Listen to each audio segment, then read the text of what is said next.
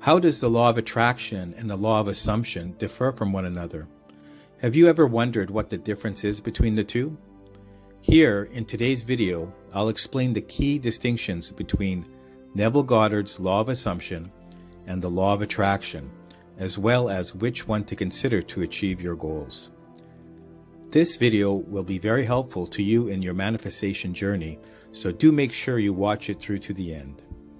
Like most others, I became familiar with the law of attraction before learning about the law of assumption.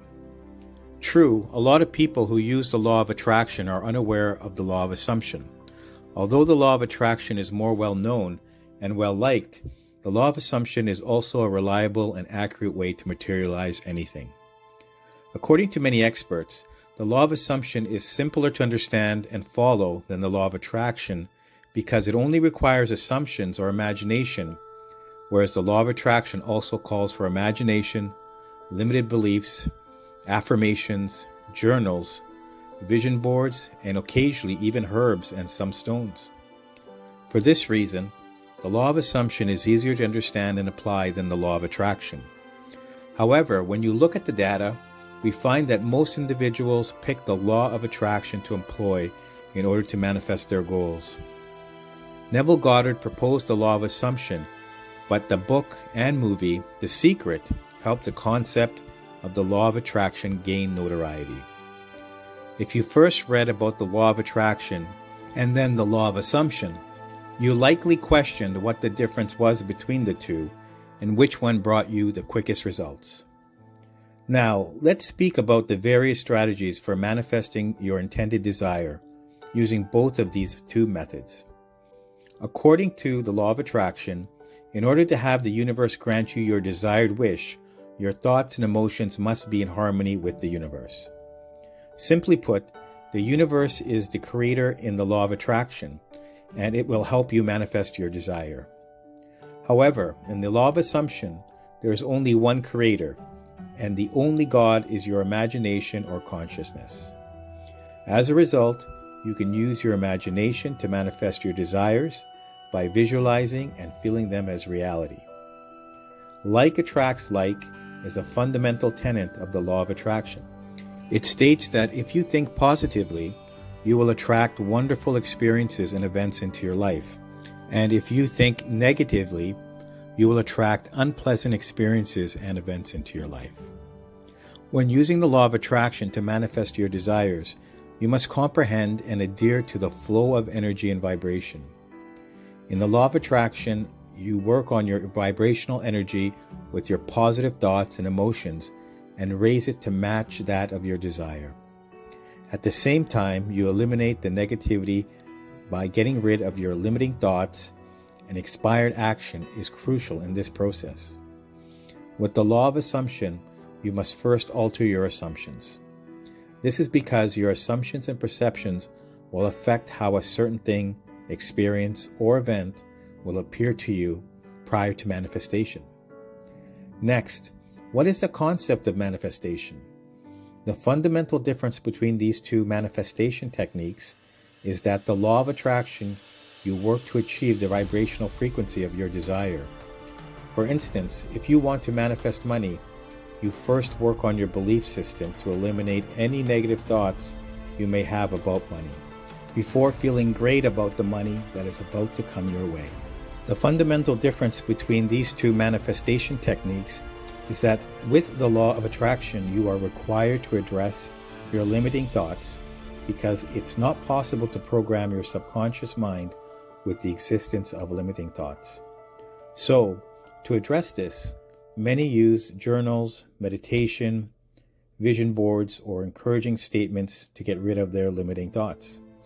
As long as you can convey your message and persuade the universe of your sincerity and authenticity, the law of attraction will permit you to manifest.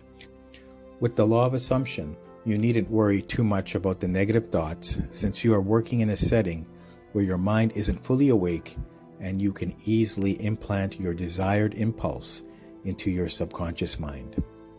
However, as you are aware, in the law of assumption, there is no superior power to you. Instead, you are solely responsible for your life and everything that occurs in life, is a projection of your own thoughts and desires. You can use your free will to focus on a specific thing or event that you want to have happen in your life according to the law of attraction. You just need to raise your positive vibrations and energy level to match your desire. When the vibrational energy of your thoughts matches your desire, you can easily manifest that desire. Consequently, if you can't raise your vibrational energy to that level, you won't be able to manifest that desire.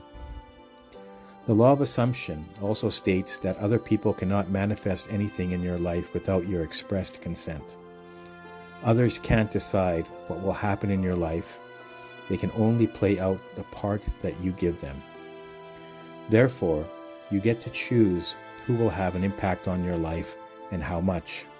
Since you are the only person who can determine what will happen next or who you will become, the law of assumption allows you to manifest anything by your assumptions. This idea involves altering assumptions. Law of attraction only works when you think it works. If you privately harbor doubts that prevent it from working because they are limiting thoughts, you will not manifest your desire. In that case, you will need to work on yourself to change your thoughts so that you can communicate with the universe.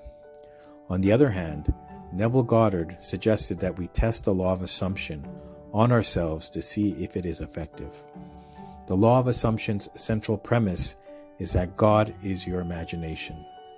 Many people wonder which law they should use to manifest their desires, but in reality, it depends on your comfort level. Most people start their manifestation journey using the law of attraction because it is more widely accepted. But when they are unable to fulfill their goals using this strategy or find that it is ineffective for them, they begin looking for an alternative solution. Choose any way to practice for 1 month and observe the outcomes in your own life. If you notice any results, keep doing what you're doing. If you don't see any results, change the method. The law of attraction is the most popular manifestation technique and has broader applications pertaining to thoughts, environments, people, etc. Whereas the law of assumption is restricted to a single theory that holds your own assumptions and decisions as responsible for who you are now, and that you can be an entirely different person by altering your assumptions. Although some people think one rule is superior to the other, this is untrue, because both of these strategies can aid with manifestation.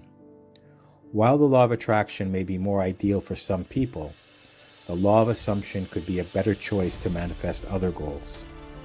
As this video comes to an end, do share with us your experiences with the laws of attraction and assumption and how they may have assisted you in realizing your dreams.